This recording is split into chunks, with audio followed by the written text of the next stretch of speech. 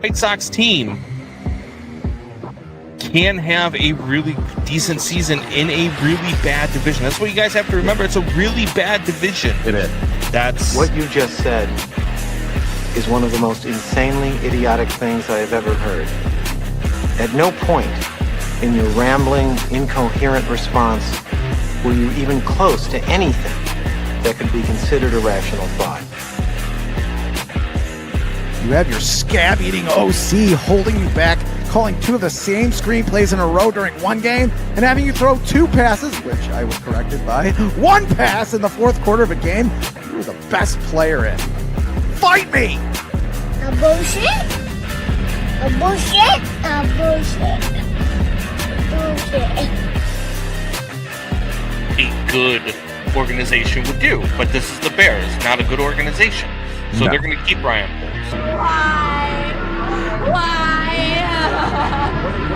We just feel our disappointment. That's all. Yeah, nothing wrong with Difference that. between the Bears and the Bears. Yeah, we do it. We do it when it's still warm outside. Right. Yeah. We can get out like October, beginning November. Still like 50, 60 degrees. Nowadays, it's still like 70 degrees. And that way, during the winter, we're still so angry that everything's warm. All right. Homes at Fitz, Windy City Sports Talk. Hopefully, everybody has found the correct. Oh God, the correct stream, since we had to cancel one and start a new one. We're trying out new things. Our you know, I guess our IT department is not up to date. Are we live? We shouldn't have fired our production staff. We have the production Christmas staff. party. Yeah, it's been pretty bad. But look, we're gonna figure some things out. We're trying a new software, which really wasn't working before the show, but I think it's gonna be great, and I think at some point we're gonna be able to get it working. But for now, we're back to our old software, and we're going good. Hope you guys like the new intro. What'd you think of the new intro? Yeah, I'm excited. Got me excited. A couple of old. I mean, last Christmas, not even this past one. The one before. Yeah. I had to go with something crazy, and I remember when you dressed up like that, so I had to find it. I looked a little bloated in that picture. I don't know. A little too much holiday cheer back then. Oh boy. You probably were a little bloated. I don't think you're talking about my body. Maybe you're talking about my head, but maybe we're kind of live. I think we're here. We're here. Live. We got people watching. We've already got likes coming in. We've got all sorts of stuff going on. Look, we're going to have a great show for you guys. We're going to talk about the national championship game. We're going to talk NFL playoffs, the craziness that was yesterday's NFL playoffs. Not only do the Commanders upset the Lions, which hooray for everybody who is in the Ben Johnson sweepstakes. Hopefully it's the Bears. We'll get to find out relatively soon. Also, we're going to talk some Major League Baseball. This weekend was Cubs convention. Lots of going on there. And we're going to talk. Sammy's not white anymore. We have a pre-recorded interview with high school phenom Kourtney Kaplan, who just scored her 1,000th point as a sophomore, dude. A sophomore. Jeez. That's insanity. So I looked it up. I did a little bit of research on that, which you'll hear in the interview. I think she is only the fourth player in high school history that I was able to find on the internet that has scored 1,000 points in their sophomore season. Fourth player. Wow. So there might be more that just aren't on the internet, and they didn't have the records, or they live in a smaller town and it wasn't, recorded or whatnot. But hey, that's kudos right there. You know what I mean? So ridiculous. And her dad, Kyle, checks in right now. He says, most important fan is checking in. Well, there you go. What's going on, Kyle? Kyle is his pitcher. I'm probably older than Kyle. Probably. Sad. Probably. Michelle says, wow, that is awesome. It is pretty cool. Very cool. It's pretty cool. And look, we live in Chicago, and Chicago sports is not right now. So it was really fun to talk with somebody who's actually good at sports. And it was a pretty good interview. We'll take what we can get at this point. To the 2021 White Sox, because I'm not counting the play-in games with the Bulls. No. 2021 White Sox. You have to look to the White Sox organization to find your last playoff team. Yeah. You have to look with pride.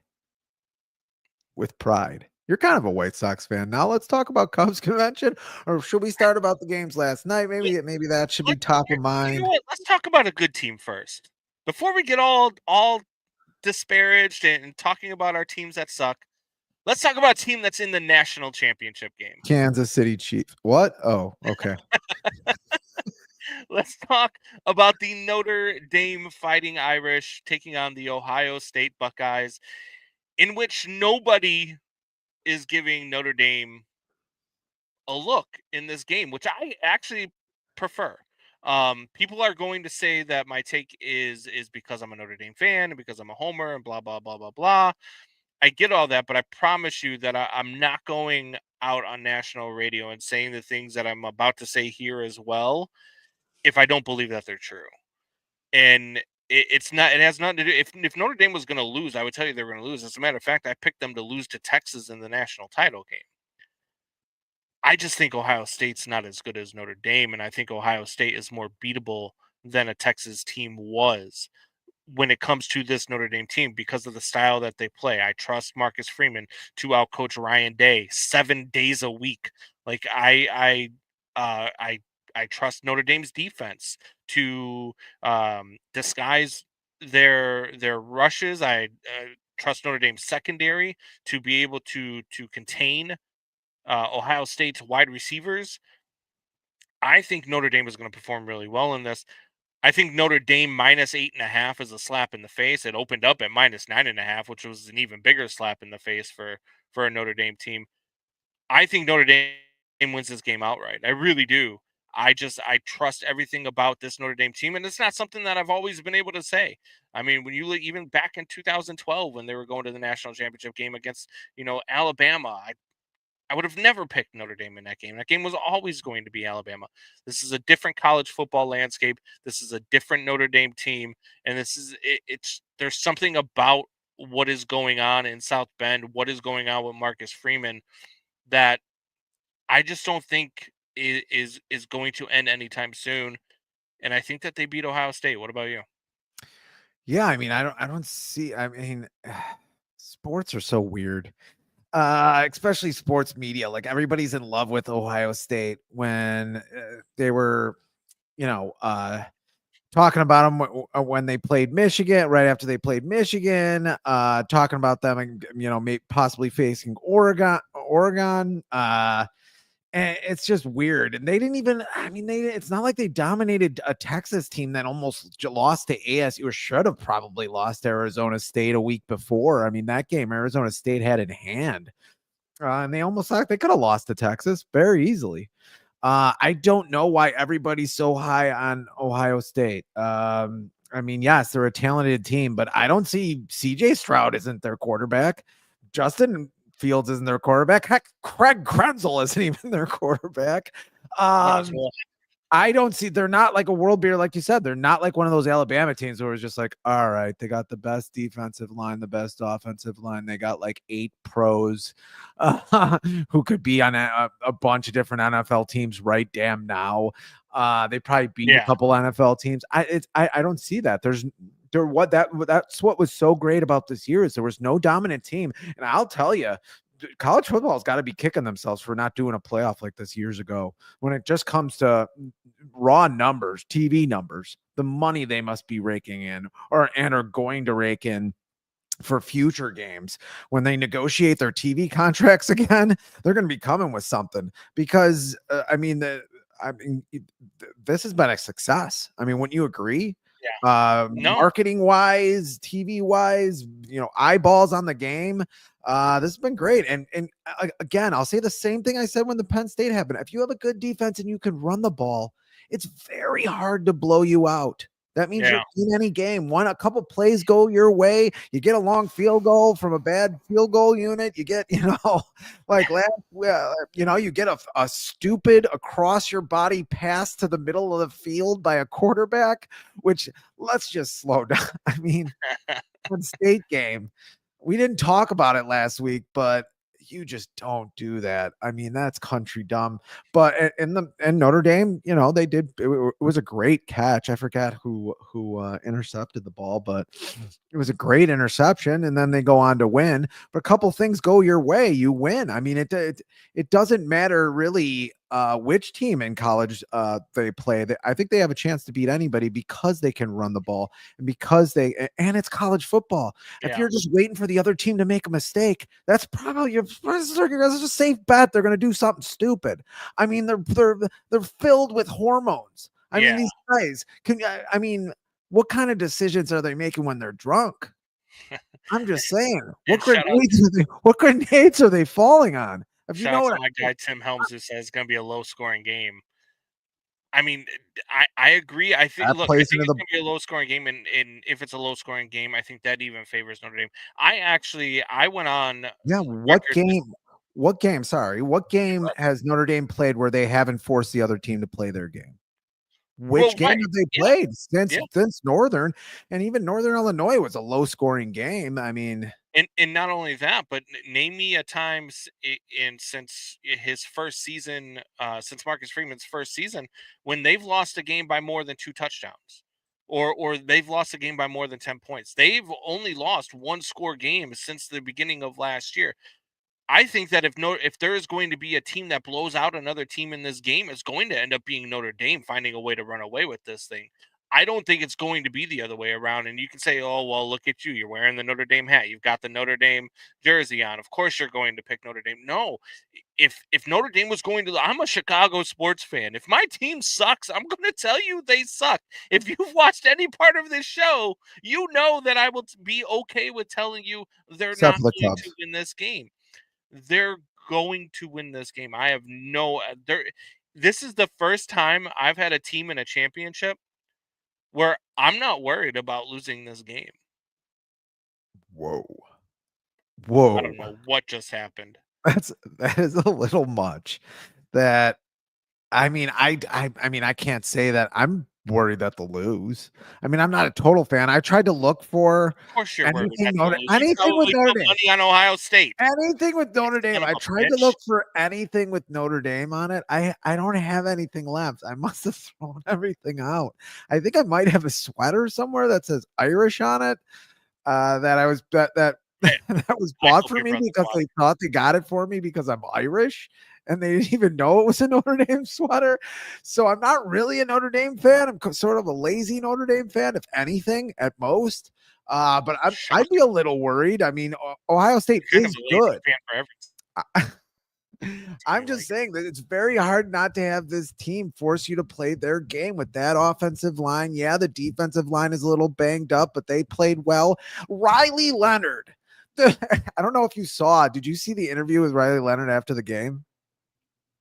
First question, whoever the interviewer is, and yeah, she was female. I'm not holding anything. It's not because she was female, but her first question is like, oh yeah, no, sorry. See, now I'm wrong. See, I'm wrong. She asked Marcus Freeman, like, Riley Leonard, how does he come out here and play so well every time? He had a crappy game. He threw 2 picks. He was not good. He had one wide open touchdown pass. If it wasn't for that, he'd have like 100 yards and 2 picks and no touchdowns, I think. Yeah. He had a really bad game and they still beat Penn State. He throws a couple touchdown passes, has a running touchdown. They're going to win this game. He just has to protect the ball. And I think they're okay. If they have 0 turnovers, then I don't think I'm worried that they win this game. Not only that, but Notre Dame, like you said, they played a really poor game against Penn State and still found a way to win that game. But all of the detractors, everybody's talking about, they're not, Ohio State's going to wipe the floor with them. Ohio State. are the same people that when they beat Indiana and moved on to play Georgia in the second round of the playoffs said that they were going to mortgage their houses, they were going to do everything that they could, they were going to put their entire savings account on Georgia to win that game because Notre Dame can't beat the kings of the SEC. And then what did Notre Dame do? They went in there and they beat Georgia, and they beat them pretty handily. I mean, that game, I know the score wasn't like it was a blowout, but that game was just single-handedly just dominated by Notre Dame. Then they go to Penn State, and everybody's like, "Oh, well, Drew Aller's the better quarterback. They've got the better running backs. They've got two backs who are 1,000-yard rushers. They are the better running team. How's Notre Dame going to stop them? How are they going to stop the run game?" And what did Notre Dame do? They shut them down. They shut them down in the run game. They found a way to win the game late. It was a very well defended game. And now you're going up against Ohio State team where people are like, "Oh, how are they going to shut down these wide receivers who are already have NFL bodies at the age of 18 and who are, NFL talents that are ready to be in the NFL right now? How is Notre Dame is going to find a way. Marcus Freeman is going to find a way. It's the same way Michigan found a way earlier in the season. And Michigan is a much less talented defense than what Notre Dame is this season. Yeah. Same thing with Oregon. Oregon did not have a great defense this season, but they found a way to beat Ohio State as well. I'm telling you right now, Marcus Freeman, if this game is close, this is the only way Ohio State wins this game, I believe, is if Ohio State just runs away with it in the first half. If they jump out to like a 3-score lead, like they score a touchdown, pick six, stop Notre Dame 3 and out, score another touchdown, it's 21-0 in the blink of an eye. Sure, Ohio State could probably blow this game out. If this game's close going into the second half, that's when Marcus Freeman turns it on and he outcoaches Ryan Day, and it's not even going to be close. The same way he outcoached probably the best coach in college football right now, and that's Kirby Smart in Georgia. Kirby Smart is probably one of the best football coaches in college football, if not the best football coach in college football right now, and he was simply outcoached in that game. So there again, for all you people that are on Ohio State, I'm telling you right now, you're going to be very unhappy come the end of the game. Jules checks in. There is something to be said about the culture. This ND team is something special. I'm a Bears fan. I don't know anything about good culture. It's good to have her. It's good to have her on our side for once.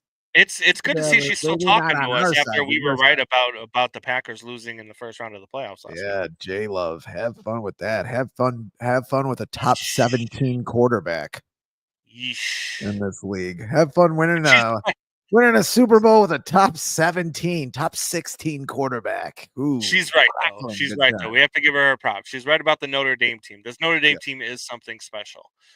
This Notre Dame team in what Marcus Freeman has built.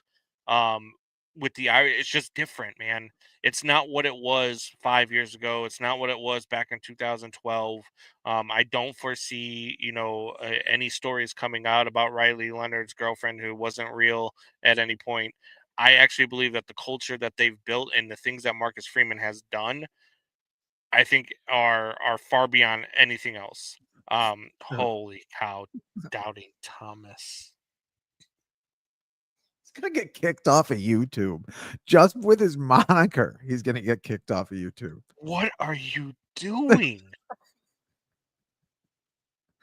How much baby oil do you think How much baby oil do you think a Doubting Thomas has? I would say I don't know, but we haven't heard from TV in like 3 weeks, so it's probably a lot of oil. Sorry, I'm late. Did I miss all the ND porn? What? Oh my God. What is going on? Yeah, he probably will watch 20 minutes of the game. He'll watch 20 minutes of the ND game. What was it? I'll get a text from him like 20 minutes before the ND game. Like, you didn't think they're gonna win? Yeah. Wait for this. Yeah. We'll get a text from your brother too. I can't believe you picked this team. You guys are the kiss of death. Yeah. Last week, wasn't it? Apparently, was it Bill Cosby? I'm not putting up any more of his comments. It was Bill Cosby last week. Kyle Kaplan, lubed by the ton. See? Tonnage. Yeah, you save money when you buy in bulk, though. So, I mean, he's smart in that respect. You save a lot of money when you buy in bulk. And you could probably get the Diddy stuff on wholesale right now, too. Yeah. Yeah, I think the stock might have dropped a little bit. So I think we're I mean, dropping some Johnny viewers Thomas after that. is in business there. So yeah, to me, Notre Dame wins this game. I think they cover the 8.5 because I think that they win this game outright. I mean, if they don't win this game outright, do you see a scenario where they don't at least cover the spread? Like I said, it'd be hard. I mean, Riley Leonard has a game like he had against Penn State. And yeah, they're, spread is 8. 8.5. It opened at 9.5, which is crazy. I thought it was a slap in the face. Yeah, that would be the only scenario I see is if Riley Leonard just, has 2 picks, doesn't do much. They can't run the ball. That's the only time that I would see. I mean, their defense is too good. Their offensive line is too good. Their running game is too good. I think if they can hold the ball and, hold time of possession, I don't see that happening. No. Yeah. Okay. All right. Well, let's move on to the next topic and the next segment, which is a new nice segment. transition. Nice transition. You like that? That's nice transition. I'm in the biz now, so that's professional. That's what we do. We transition. All right, let's go. Let's go. You ready to rant about it? Let's rant about it. Let's rant about it. We're gonna come up with an intro for this too. By the way, there's gonna be a new intro for this at some point. I got an intro. Let's rant about it. Let's yell about stuff. Let's yell about stuff. Exactly. I want to yell about stuff. You always yell about stuff because I'm tough. So we're each going to take about 4 or 5 topics. It might be sports related, might not be sports related, doesn't have to be. But we're going to have 4 or 5 topics where each one of us is going to take a minute to rant about it, and then the other one's going to react to it. So, without further ado, let's rant about it. Go ahead. You're up first, Fitzy. I'm up first? All right. I need my iPhone for this. That's okay. Oh, God. Texans are the first team in NFL postseason history to outgain their opponent by 100 yards, have 0 turnovers, and lose. Prior to the Texans, teams were 49-0 in such games. Yes, they outgained their opponent by 100 yards, and they had 0 turnovers, and they lost. Teams are 49-0. Why are teams 49-0? Because you don't have 2 ridiculous roughing the passer penalties where a guy gets shoved. And then another penalty where 2 guys collide into each other on top of the quarterback. And yes, the quarterback is Patrick Mahomes. If you didn't watch the game yesterday, go and look at the highlights. I tried to grab some while we were talking, but I couldn't find one.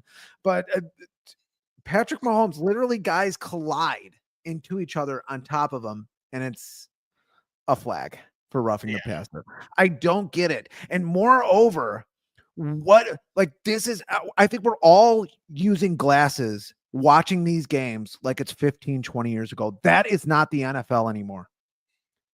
The NFL is not the NFL. Say it for me, everybody. We all have to sit here. We probably all have to go to a meeting and sit in a circle and say, the NFL is not what it was 15, 20 years ago. It's not what it was 10 years ago. Heck, it's not even what it was 5 years ago.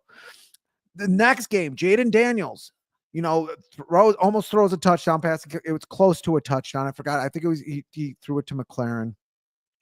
Got a guy right in his face, and Tom Brady goes, "Oh, he throws it like that's courage to throw it right with a guy coming right in his face." To do what?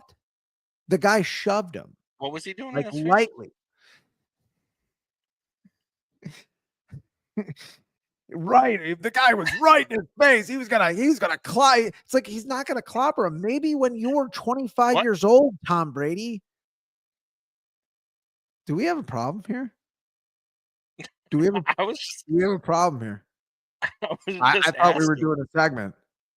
I was just asking what he was doing in his face. Oh God. I also wanted to share this. The video that you are talking about. I wanted to help you out here. They're colliding. Collide. And he's running. He's not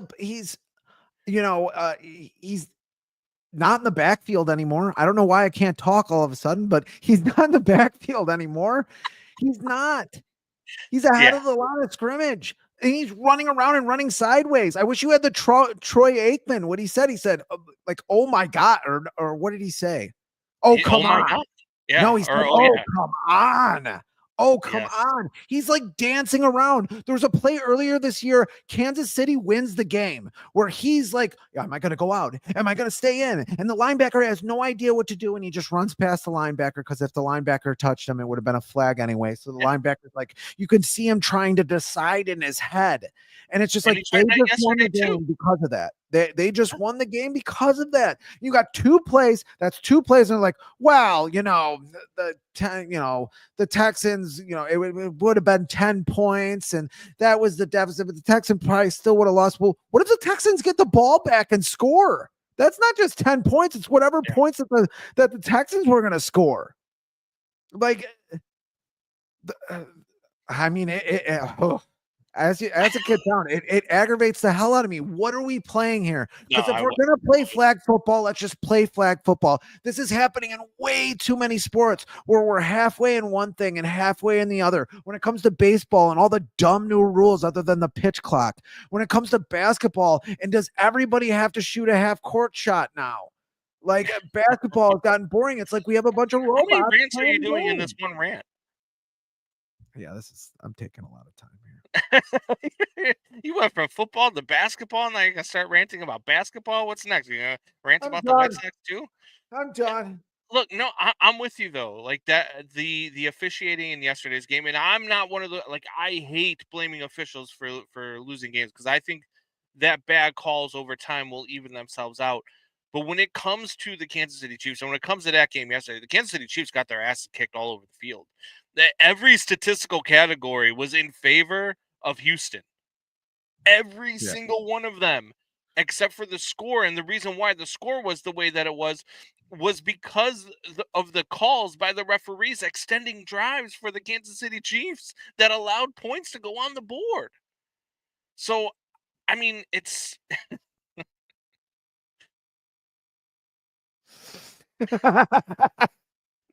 Thanks, Kyle.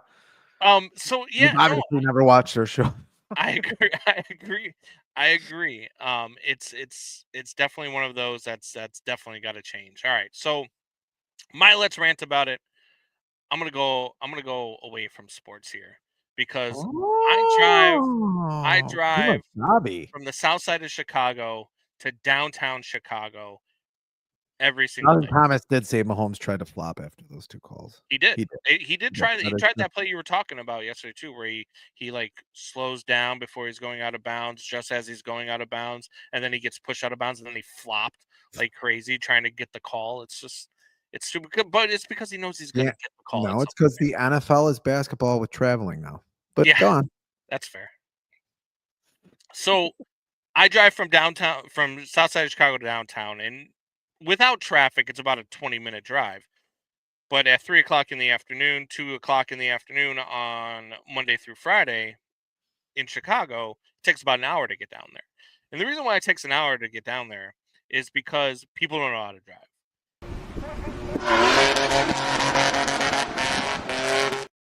That's basically what I want to do every single day. But here, I want to put a PSA out there, and this is what I want to rant about. If you are driving on the expressway and you don't like to drive very fast, you're afraid to drive very fast, you don't like a lot of traffic, you're afraid to drive with all these cars, I understand that. My mom never liked driving the expressway. My wife doesn't like driving the expressway. I understand that part of it. But that's what the right-hand lane is for. The left-hand lane is for those of us that want to drive a little bit faster, probably over the speed limit. Might be a lot over the speed limit. But we like to drive fast. And so that's what the left-hand lane is for. It's for passing. It's for it's for faster traffic. So when you come up on the left-hand lane and you got somebody who is driving 55 miles an hour in a 65-mile-an-hour zone, and there is nobody to the right of you, and you don't want to move over, you're an asshole. You're an asshole. Learn how to drive. Let people pass. Move the hell over. The left-hand lane is for passing. The left-hand lane is for faster traffic. There's signs all over the highway that says slower traffic, keep right. So learn how to read. and keep right. I hate it. It drives me nuts. You're probably one of those guys in the left-hand lane driving slow, aren't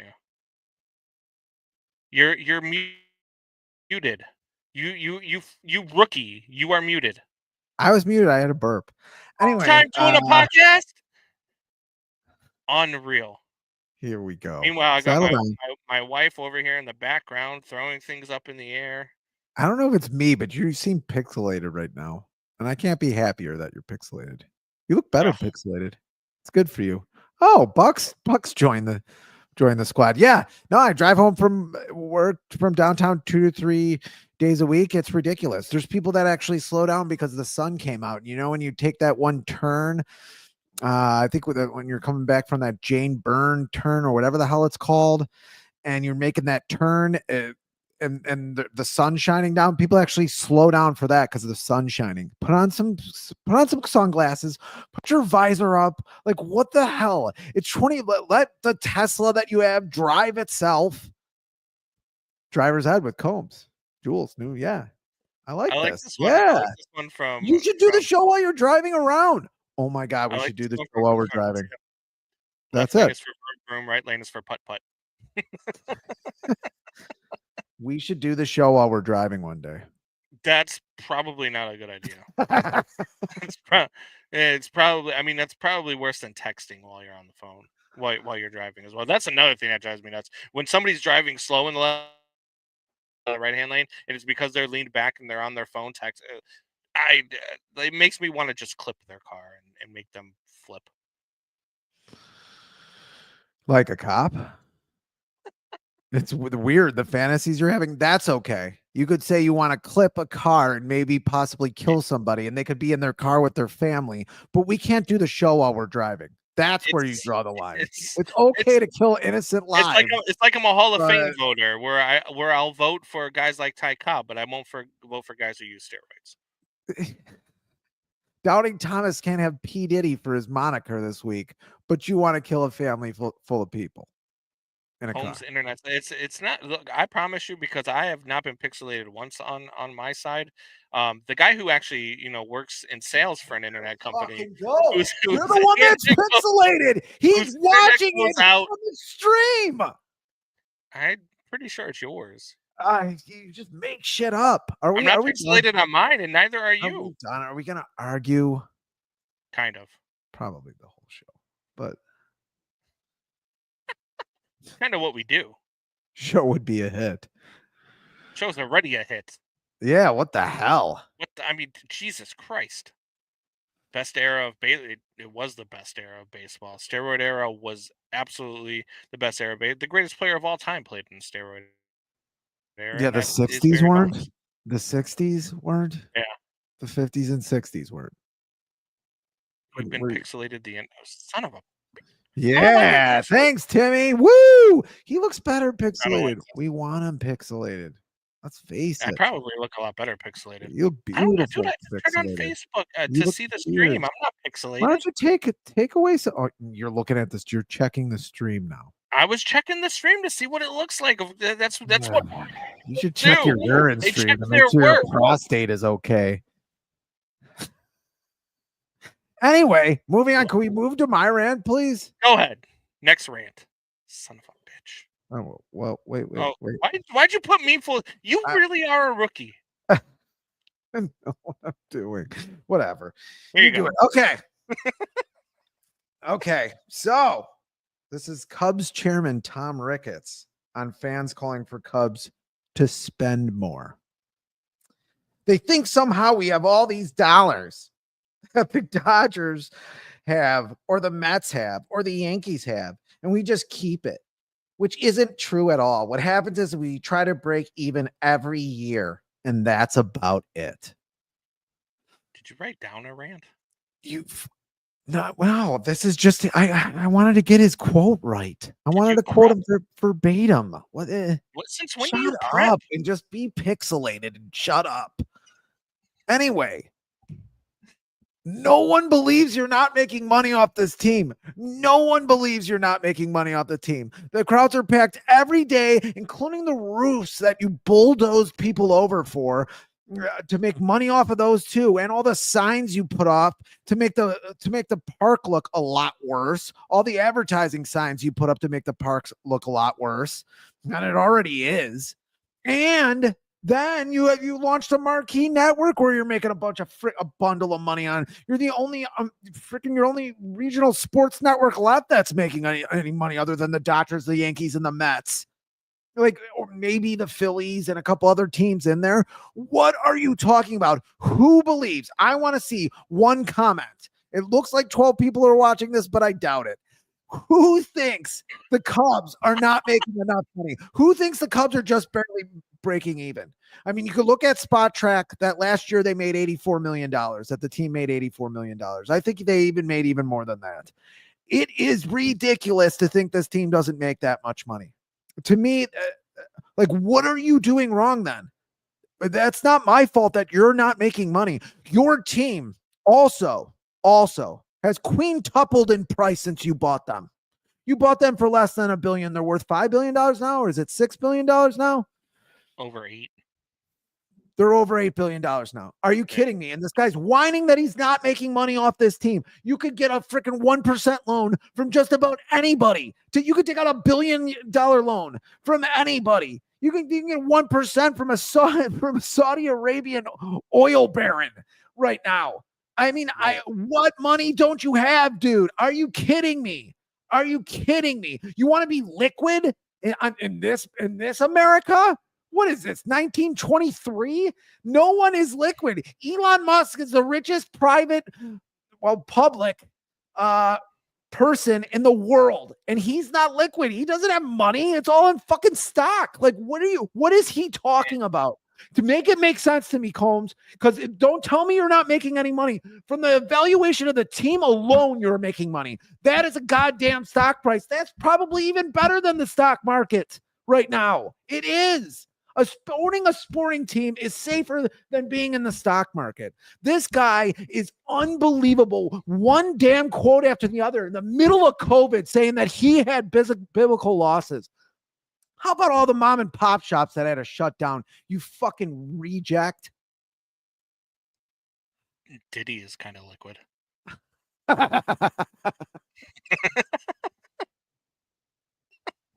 No, I agree with you. I don't know where all of this money is going. Look, there's a lot of things that I think go into it, but it's still, to me, it still screams cheap. Irish have a good season. First of all, I don't even want to hear it. He wasn't decked out last year, Buck. Coming from the Kansas City Chiefs fan who couldn't admit that he got the benefit of calls yesterday to win a freaking football game. If that was me, I'd have been like, yeah, the refs definitely helped us out. And you know what? I'm happy they helped us out because we won. He couldn't even admit that. Anyway, look, I don't know there's a lot of things going on. I think the baseball landscape's going to change. We talked about this the other day on the phone. I think after the CBA is done at the end of 2026, I think that the whole landscape's going to change. I think you're going to have a floor. I think you're going to have a ceiling. I think you're going to have a whole salary cap, top and bottom. So I think that's where it's going to be. It was bound to happen. I think some owners have decided that they're going to wait to spend the money, and for whatever reason, the Cubs have decided that they're going to be a part of that. Is my feeling on that, and I don't like it. I don't like where it's going. I mean, hell, the Cubs were rumored to be close to a deal with Tanner Scott, and then this morning I wake up and he signed with the Dodgers. Shocker that the best closer on the market decided to sign with the Dodgers. The Dodgers have built a not only a culture of winning, but they've built a team and a franchise that players just want to play for. They want to go to LA, and why wouldn't you? Not only is the weather beautiful 363 days out of a year, but there is no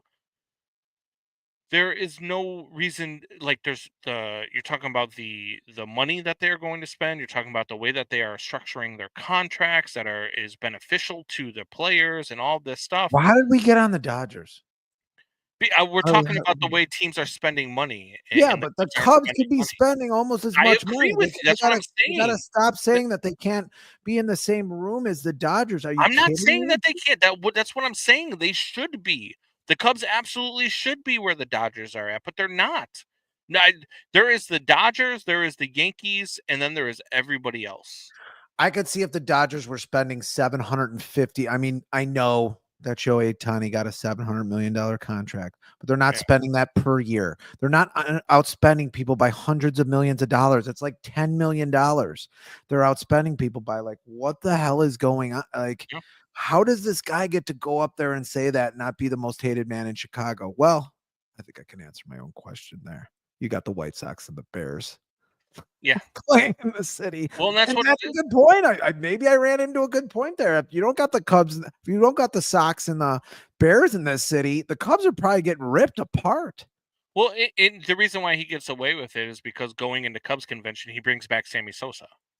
So now at Cubs convention, fans are happy with him again because now all of a sudden Sammy Sosa's back. I wish I wanted to be a part of going to Cubs convention this weekend with 670. I wanted to be. It's probably a good thing I didn't because I would have got fired because I would have said some things had I gotten the opportunity to speak with Jed Hoyer. That I probably should because I'm out on Jed Hoyer. I'm out on Tom Ricketts. I'm out on what they're doing, and I don't know what are they doing. Could you explain to me what their strategy is? What I'm hearing, do 4 things at once and act like they're rebuilding and not rebuilding. Well, what I'm hearing is stuff that you're not going to like to hear, though. You know what I mean? Like what I'm hearing is that they're not going to spend money because of what I just stated. They're going to wait until the structure changes, and then not only that, but the Cubs, the regional sports network deal has caused issues and ripple effects by when I forget the media group that backed out of regional sports network, then NBC backed out of regional sports network, Sinclair Group, that's what I was thinking of. Yeah, there's all of these media markets that backed out of the regional sports network, which is why CHSN has had so much trouble trying to get on local networks and local cable companies, I should say, to show their product. It's because everything happened so quickly and then it caused a ripple effect. There's a lot of money that was lost there and all this stuff. But I am with you 100%. That shouldn't affect you have a sports book in your stadium. You can't tell me you don't have the money to do these things. You can't tell me you don't have the money to spend the way the Dodgers. The thing that I heard Tom Ricketts talk about yesterday when he said, people think that we have the money that the Dodgers and the Yankees do. Well, you do. Don't pretend like you don't. Don't pretend like your fan base is so dumb that they're going to believe that you don't make the same money that the Dodgers do, that you don't have the assets that the Dodgers do. You are out of your freaking mind. So it's like when you say stuff like that, that's when I am out on. It's like you making $5 million a year and your next door neighbor makes 6.5, and you're like, oh, we don't got the sorry, honey, we can't get a new car. We don't got the money that the Johnsons have. What? Yeah. Are you kidding me? Right. Like it's unbelievable. I mean, and there's other teams that aren't waiting for what's happening into the future constantly. There's always a future. They are having good weather in LA too soon. That is too soon. Oh my God. Dave, Jesus, we got P. Diddy, we got, forest fire jokes, I guess. Oh my God. The entire Palisades burnt down, Dave. Let's bring things. Let's bring things back on track. You want to kill families on the drive? I mean, how are we on YouTube? I don't in Twitch and Facebook, and Spotify, and all these other shameless plugs that we're about to get.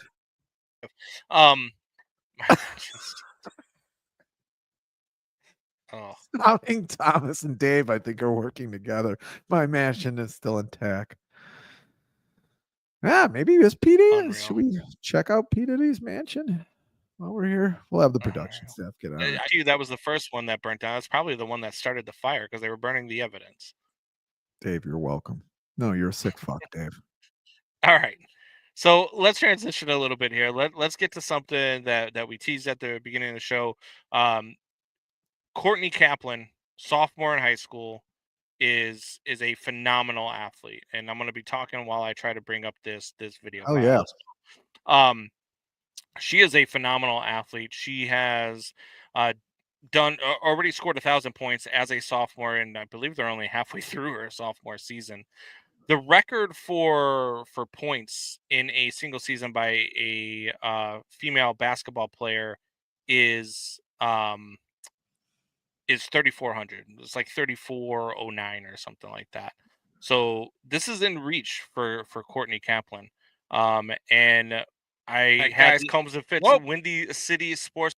All right, let me pause that. Go ahead. All right, so we had the opportunity to talk with her. Well, I did because Fitz isn't really committed to the show, so he doesn't really do anything. Stiff armed.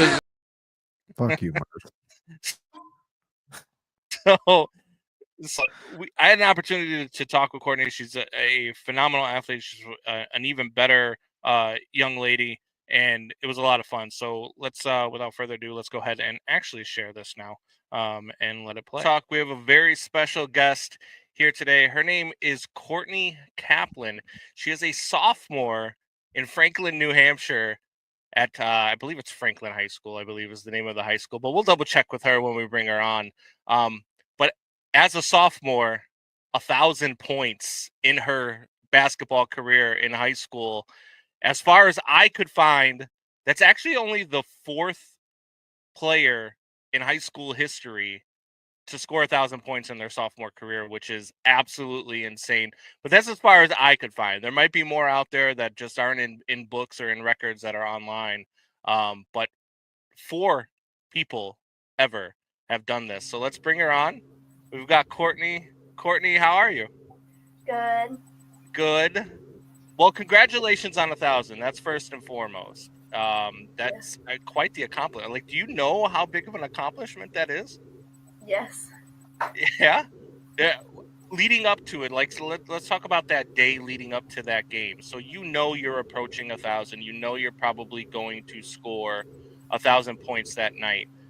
What was the night leading into that? Like, was there any nerves, any fears? Like, what was going through your head heading into that game? Yes, there was a lot of nerves. I didn't want to let people down and make them have to come out again. There was a lot of support from the community. That's awesome. That is awesome. That is one thing. So I used to live out that way. That's actually how I know your dad. I played softball with him. So I've been around that community. It's a really tight-knit community. So the community support that you're going to get is going to be through the roof moving forward into your high school career. One of the things that I like to talk with young athletes about heading into, like, I mean, you're only a sophomore. I mean, my daughter, she's a junior here in Chicago, and like, she doesn't play any sports, but she's like straight A's, Dean's List, all that stuff. But one of the things that I like to talk to athletes about is what you want to do moving into the future. Now, she's a junior heading into her senior year. She still doesn't know. So I don't expect you to know what you want to do moving into the future. But who are some of your idols? Like, who do you look up to when you are setting your goals moving forward? My parents and my brother, but to be honest with you, I don't have a lot of time to watch sports, and Okay. But if I had to choose one, I would choose Tom Brady because of his will to win and also his determination to be the best. That's awesome. Well, look, that's a good role model. The guy only went to 10 Super Bowls and won 7 of them. So that's not a bad role model to have, for sure. And I'm sure your dad's happy about that as well, even though you did say him first. So I'll give him that. Are there any female, like, athletes that you've looked up to? I know you say you don't have a lot of time to watch sports, but I mean, look, everybody knows who Caitlin Clark is, right? And Angel Reese and those types of girls. Like, I love watching the WNBA. Are there any of those that you've, like, looked at and been like, you know what, I want to do that? Yeah, I would say Caitlin Clark and Juju Watkins. Juju Watkins. I like Juju Watkins a lot as well. So like what are your goals, like not just with your future and what you want to do? What are your goals when it comes to basketball? Are you looking forward to playing basketball at a higher level, like in college, maybe even in the WNBA someday if you're fortunate enough to get there? Yes. Like also for like I'd want to have a home playoff game for like our season, and an all like a state title. Mm-hmm. I would also like to help my teammate Lily hit her 1,000. There you go. See, look, a teammate, right? Good teammate. Nothing wrong with that at all. So, look, when scouts come calling, and they're going to come calling, I mean, when you score 1,000 points as a sophomore, scouts are going to notice. And plus, you're on Combs and Fitz Windy City Sports Talk, so we're going to pump you up as much as we can. When scouts do come calling, what is something you want them to know about you, and what is something that will allure you, that if a scout says something to you or does something, like what is something that you will be looking for in a scout to actually like choose their side with things? Well, I'm a good kid and student. I'm involved in the community, and I'm a hard worker and love the game. Something that would persuade me, I'd say scholarships and playing time. Scholarships and playing. See, look, that's exactly what it's all about, right? Is actually getting on the court and being able to do what you love to do. So last question I have for you. I mean, we're talking about colleges, and I'm just going to let you know there is a right answer to this question. Who is your pick for the national championship game this Monday between Ohio State and Notre Dame? I'm Irish, so I'm going green. Love it. Great answer. See, I told you there's only a Notre Dame helmet back here. I'm only wearing Notre Dame gear, so I mean, I didn't want you to feel compelled to answer that way, but I'm happy that you did. Look, Kourtney, I'm happy to see the growth. Your dad is super proud of you. He posts about it all the time on Facebook. When I saw that you scored your 1,000th point, I was like, oh, that's awesome. 1,000 points in high school, that's a great milestone. I thought you were a senior. And when I saw that you were only a sophomore, I was like, holy crap. So like I work in radio. I work for Odyssey Sports Radio. And I was talking with some of the producers over there, and they were like, holy cow, as a sophomore? That's crazy. Like, how the hell do you even accomplish that? And the only thing I could answer was pure determination and growth. How do you feel like you got here? How do you feel like you got to 1,000 points, other than scoring like 1 billion points a game? My teammates obviously helped a lot, and they were there for me. My parents always set me up in a good position, and they would always be by my side and help me out. That's awesome. That's awesome. Well, look, Kourtney, we wish you nothing but the best moving forward in your high school career. I can't wait to see the things that you go through. I want to see 2,000. I want to see 3,000. Just so you know, as far as I could find, the record for points by a female basketball player in high school is 3,400. Are you going to get to 3,400? Maybe. I hope so. Atta girl. That's what I like to hear. All right. So before we get out of here, I do want to share something with you. We did create a little bit of a hype video through some videos that your dad sent me. And we just wanted to share that with you before we get out of here. Okay? Okay.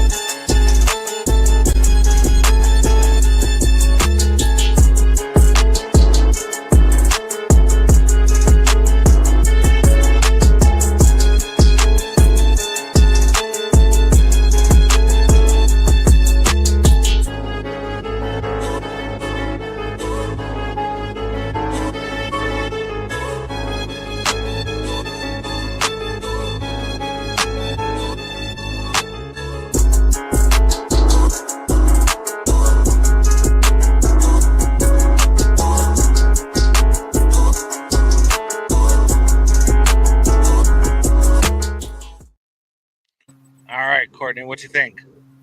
That was really good. I like that a lot. Awesome.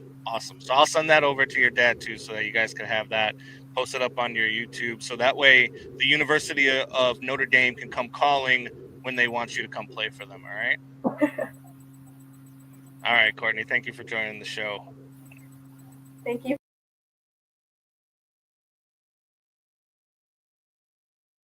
All right. So that was Kourtney Kaplan.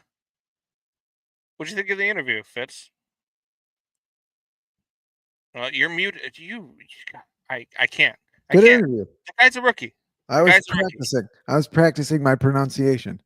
It was a good interview. It's good to have some prep stars on for sure.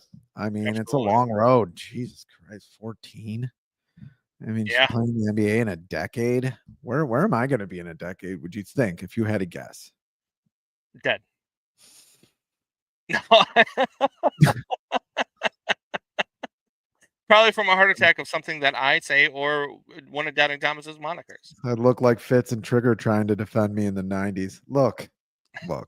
I was like 5'4", and you're 6 feet tall, Doubting Thomas, and I'm still running rings around you. She would I believe Kourtney would post you up and post. No way. I was gonna say that I would definitely win in a 1-on-1. No. Or I mean, she can bring in you too. It could be a 2. No. You would get destroyed. Jesus Christ. No, good interview. Yeah. No, I liked it. Very humble kid. Very, very soft spoken. Kyle Kaplan says no chance. So yeah, it's Isabel says I'll buy the winner dinner. Aw, she's gonna buy me dinner. So no, she's a very humble kid, very great kid. Kyle's done a great job with her. He's done a great job with all of his kids. And I mean, she's doing fantastic things. She's gonna go places. I can't wait to see where her basketball stuff leads her to. I don't know where she's going to end up playing. But I will certainly be a fan, and I will certainly be watching as she breaks all of Caitlin Clark's record at Iowa.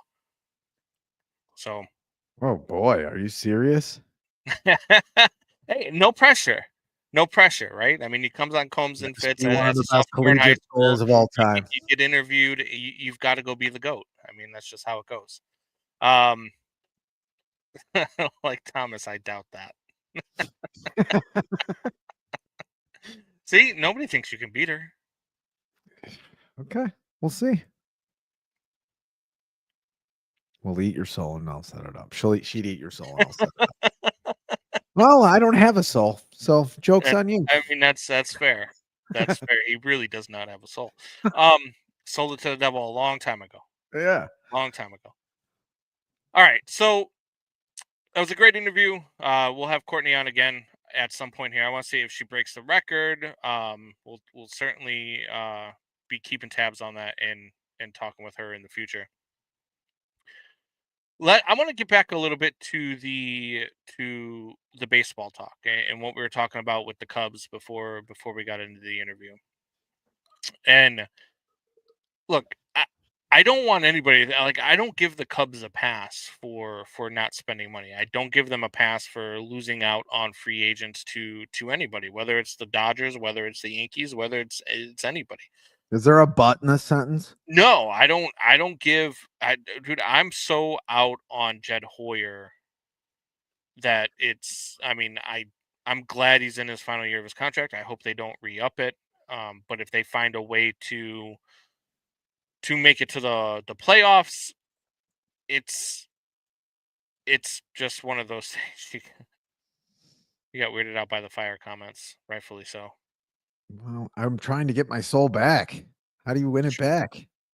You don't. I have to feign. Tim says I stole his empathy. Soul.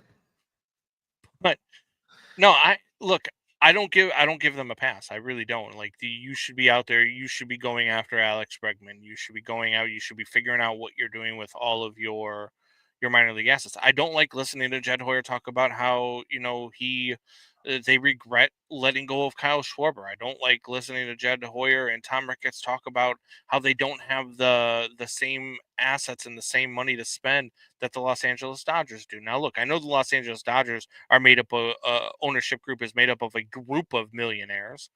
I understand that, and Tom Ricketts is just one millionaire, and I get all that. But you have the same assets. You have the same capabilities as the Dodgers. You have the same capabilities as the Yankees. You have the Cubs are in the third largest market in the country, and they should be acting like it. And there's no excuses for that. There is no reasoning why top players aren't coming to Chicago. And I understand what are the taxes and state taxes and all that and how much higher they are in Illinois. Trust me. I know how that goes. Hell, Fitz moved to Indiana because of how that goes. I get all of that stuff. I don't care. Pay extra. Pay the taxes. Do what the Dodgers taxes have to be higher in New York. do what the Dodgers did. Do what the Dodgers did and pay, Kyle Tucker $2 million a year for the next 10 years, but give him another 380 after he retires. Like, do that. Do whatever you got, deferred money, whatever you got to do. The Cubs don't get a pass for that. And they should be acting like they are in the third largest market in the country. But they don't. And there's no excuses for it. And all the things that Jed Hoyer and Tom Ricketts talked about this weekend, I'm not with it, man. I'm just not. Yeah, I mean, I could see if they were taking a direction, like a certain direction, especially in baseball where it takes forever for your team to be good and good for a long time. You have to have a direction. You can't be doing two things at once. Yeah, we got a good farm system and maybe we're sort of halfway kind of in on trying to win basically now, but the future matters and we don't have a lot of money and we're breaking even and we're poor and it's biblical and all this stuff. Like, you got to have a direction. Have a direction. For Christ's sake. I mean, this is a guy who was right under Theo Epstein, who, look, I've been very critical of Theo Epstein on the show, but at least he had a direction and he went with it and he said it to fans. Like you talked about, I don't know if it was this show or 100 shows. It's all like one show to me at this point. But you said on a previous show, like in 2000, what was it, 13, 14, we're going to lose for a little while. Oh, no, 2012, I think we're going to lose for a little while here. Yeah. So pump the brakes. Don't get all excited, when we bring Miles Mastrobuoni up. No, I mean, don't get all excited when we have these people come up because we're going to lose for a while here. At least they had a direction then. They were going for launch. They're guys with launch angle. They wanted guys who could play several positions. They knew exactly what they're doing. I have no idea what they're doing right now. I have no idea what their motto is. I don't know how they're innovating in this league, and I don't know how this is going to be successful. I really don't think it's going to be. And one of the things that Jed Hoyer says all the time, it drives me nuts, is we need players to outplay their projections. What? So you're banking on all of your players outplaying their projections like they did in 2016. You're banking on you need 9 guys to play out of their minds for 9 months. That's your goals. That's not building a team that can, if Dansby Swanson's having a bad day, all of a sudden Kyle Tucker can pick it up. And if Kyle Tucker and Dansby Swanson are having a bad day, Alex Bregman can pick it up. And not having multiple superstars that can go and pick one another up and that can take up the slack if one of the other is having a bad day, which is going to happen over the course of 162 games in a 9-month season. That's your answer? Lightning in a bottle. We want lightning in a bottle. It's idiotic. And look, I believe Jed Hoyer is a smart man. And so when he says stuff like this, it's the same thing that when we look at the Bears and we look at the GM and Ryan Poles and the things that he says, and you're just like, what the hell? Like, I don't know if it's your hamstrung, you're not getting the money you're supposed to be getting. I don't know if Tom Ricketts is just like, look, you've got. We spent $213 million last year. We had an 85 win team. You can only spend $180 million this year. Like, I don't know what the case is. And I'm not going to be fooled by they went out and got Kyle Tucker and then subsequently traded Cody Bellinger. And you know why they did that?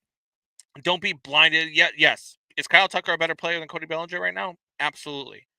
But he also costs $13 million less. It's $16.5 million to pay Kyle Tucker this year is what they agreed on. It was 30 for Cody Bellinger.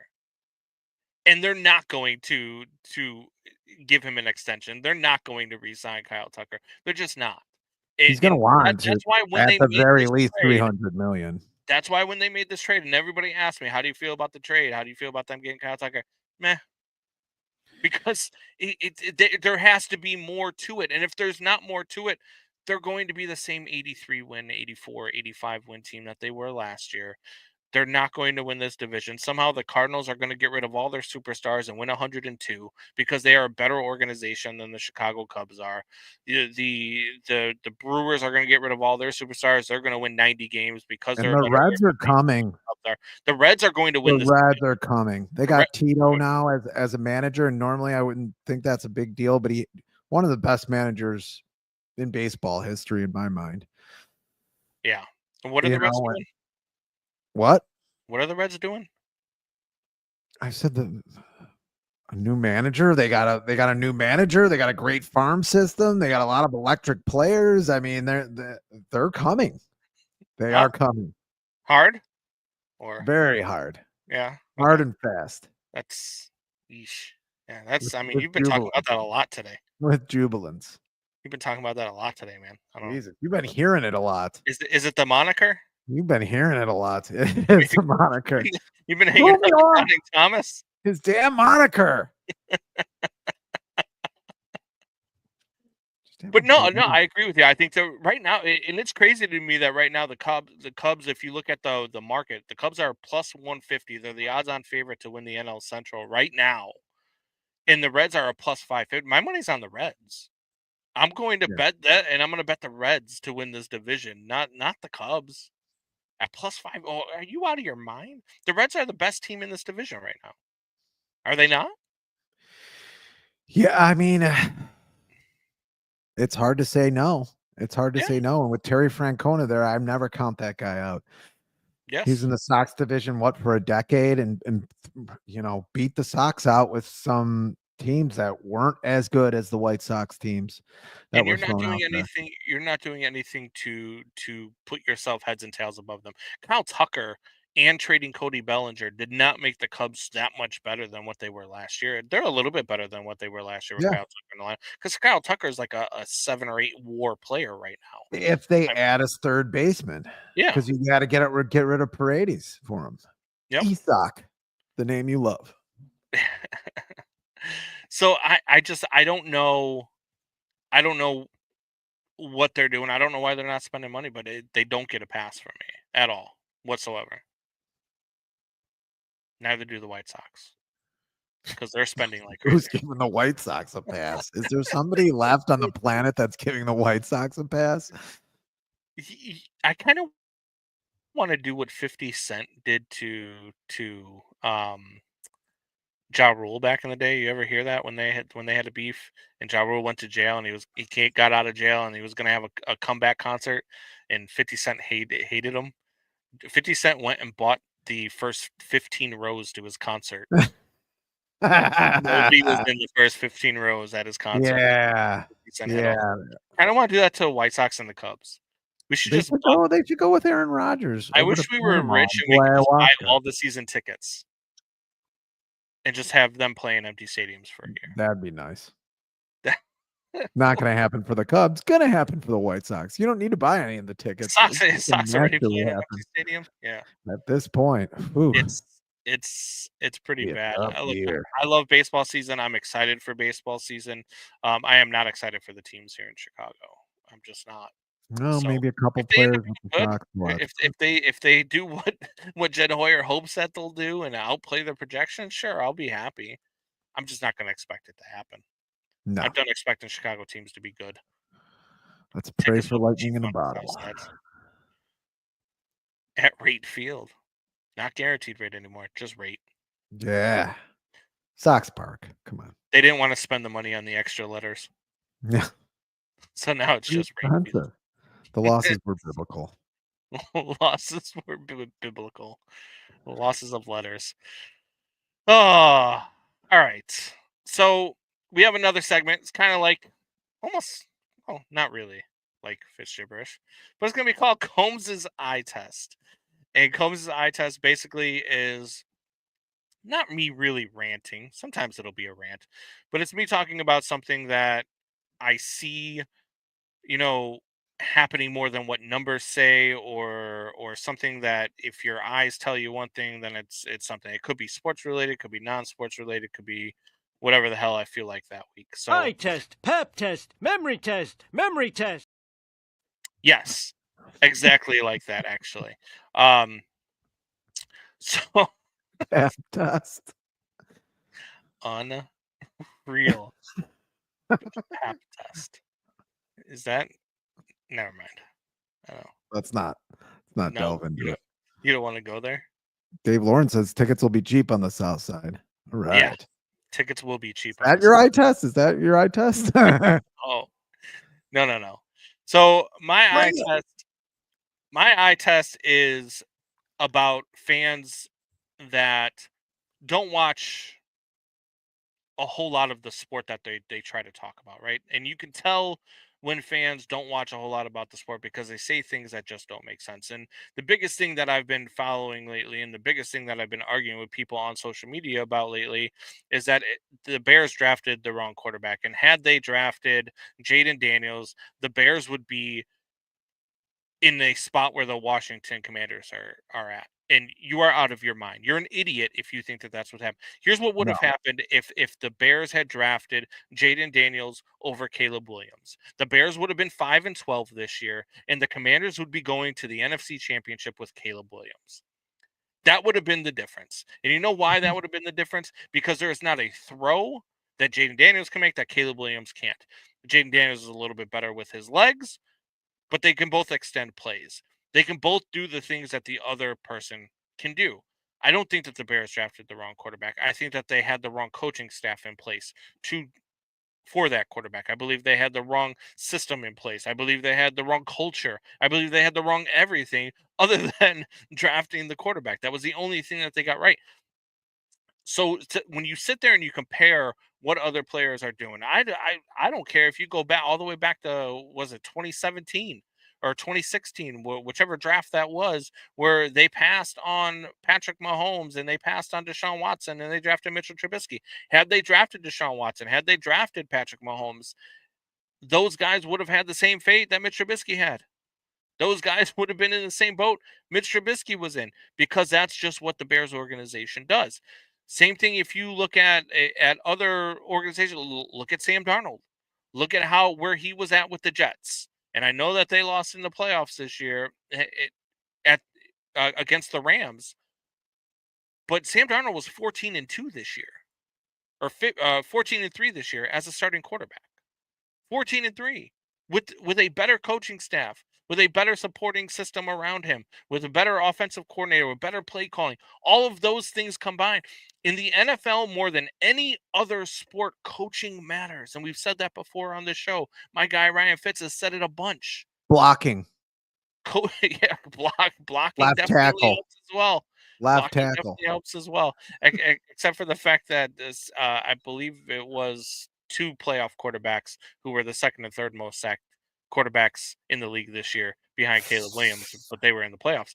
But they also had better coaching staffs. They had better a system around them. You also have to take into account the schedule. Who were they playing? When were they playing them? Things that happen along the way. It's just there are a lot of things that have to go right in order for somebody to get something right. Now, if next year, if Jaden Daniels has the season that CJ Stroud had, and Caleb Williams goes on, and the Bears are somehow in the playoffs, or he has a better year than Jaden Daniels, that mean he's better than Jaden Daniels, a better quarterback? No, because the jury's not going to be out on that until after these guys' careers are over.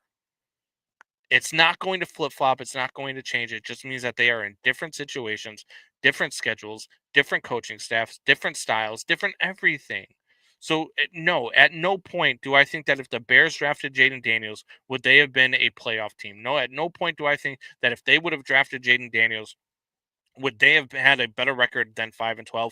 And at no point do I think that if the Washington Commanders had ended up with Caleb Williams, that they wouldn't be going to the NFC Championship game this year. That is Combs' eye test. All right. And I actually agree with this eye test. I want to disagree. I really do. But I agree with it. I mean, things might have shaken out a little bit different.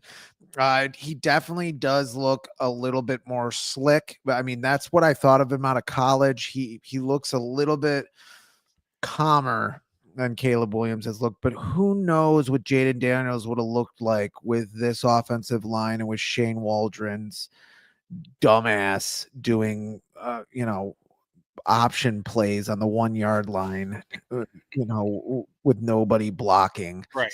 Options. Yeah. That's the word I'm looking for. Jaden Daniels looks great, and he's going to be a good quarterback. Everybody knew there was going to be a lot of good quarterbacks in this draft. I don't know why people are surprised when it happened, when they played well. I know. Caleb Williams also played well with a shit sandwich. Yeah. I think he's going to be a good quarterback. Don't worry about other quarterbacks. This is their first year.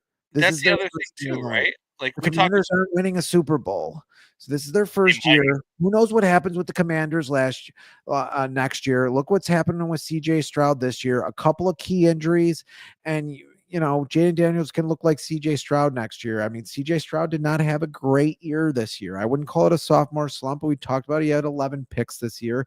He didn't have the same exact year as he had last year. It was, I wouldn't call it a full step back, but maybe a half step back. Who knows what's going to happen next year? Who knows who's going to be a coach? Long careers. They both look like they're going to be good quarterbacks. Everybody wants to jump ahead and have these conversations now. I don't see any reason for it at this point. Raise your hand if you had Commanders Rams in the NFC title game, which is a real possibility. I mean, I mean, come on. You don't see the certain thing. What? What'd you say?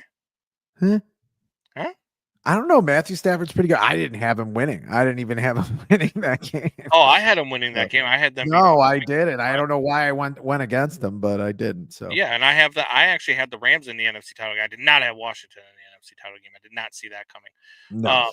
But look, when you put one of the things that we said last week, one of the things that I brought up was that there were 4 quarterbacks in the league this year that threw for 3,500 yards, 20 plus touchdowns, and 6 or less interceptions. And though it was Josh Allen, it was Lamar Jackson, it was Joe Burrow, and it was Caleb Williams. Do I think that Caleb Williams was the 4th best quarterback in the NFL this year? Absolutely not. No. Absolutely not. But the numbers would suggest it. So you can't just go by looking at numbers and looking at a baseball reference or NFL reference stat sheet and thinking that you're going to be able to say, oh, well, yeah, this guy, was this or this guy was that. I was listening to Ian Happ talk this weekend about looking at Sammy Sosa's, baseball reference sheet. And he was like, oh my God, in 2001, he was a 10.3 WAR player. That's an insane stat. Well, yeah, 1 year he was a double-digit WAR player. Barry Bonds did that 4 times. Barry Bonds averaged it as an 8.8 WAR player. You know what I mean? So when you put those numbers together, it's not such an insane stat. It's just not. So you can't just look at reference pages. You can't just look at stat sheets and think that you know the whole story. You have to have the entire thing. You have to be able to watch things. As Megan TV chimes in, as the lube must have wore off, says, my eye test tells me that Blake Lively is a bitch. My eye test tells me that she could be a bitch as long as she's laying in my bed. She is insanely hot. But she probably is, though. I don't know why you're saying that, though, Megan. She's good looking. She's got a lot of money. Yeah, she's in a fight with a director of the movie she did on Sugar Netflix. Mama? Oh, she is? Sugar Mama? Is that a movie? No. Yeah, she is. We're going back and forth. You harassed me. I harassed you. We harassed each other. Yeah, the Me Too movement didn't work out. Ooh, I didn't see that coming. Wish I was a director in that movie. I didn't see that coming. Wouldn't hear me complaining about harassment. See? It's just a state of mind, man. It's just a state of mind. Wow. I blame Doubting Thomas with his moniker. I try to blame him for as much as I can. I thought this was apparently Isabel has never watched one episode of the show. partridge episodes. Absolutely not a family program. This is an NSFW program. As you know, we've got phones ringing and You're all sorts kidding. of things going You on. couldn't silent your phone? I What is this, 1997? I thought I You have did. a ringer set on your phone? My phone is on What silent are you, though. 75 years old? My You're like my dad. my kids are My calling. dad should hang out. I don't know what's going on. What are they calling from? A phone. They're A calling Messenger, Razor? Facebook Messenger. What are they calling from? A Motorola Razor? It was Facebook Messenger. My goodness. All right. Anyway. Oh, I don't. Who's Yeah. winning today? You want to handicap the games before we leave? Yeah, let's do it. I mean, we talk about the Philly Eagles and the Rams. Right now, the Eagles are up 6-0 on the Rams. They did miss an extra point, and the Rams are driving right now. They're in the red zone, about to tie the game, or maybe even take the lead 7-6. Who knows? They've got first and goal from the 6-yard line. I already said before I had the Rams in the NFC title game. They are losing 6-0 right now. I'm sticking with the Rams. So, where are you at with it? Screw you. I think the Eagles. You picked the Eagles? All right. I think the love Eagles. the kiss to death. He picked against the Rams last week too. And then don't know why.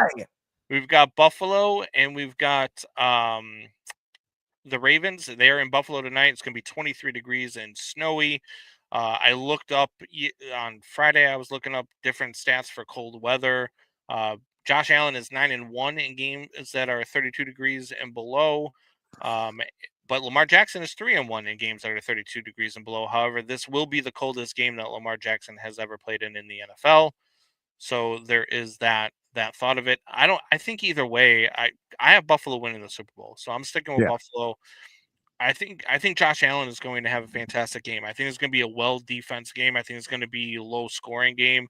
I can see something like 20-17 Buffalo or 23-20 Buffalo, something in that vicinity. But I'm gonna stick with the Bills. Where are you going? Yeah, I'm gonna go to the Bills. I have them winning the Super Bowl. I think this is the Super Bowl.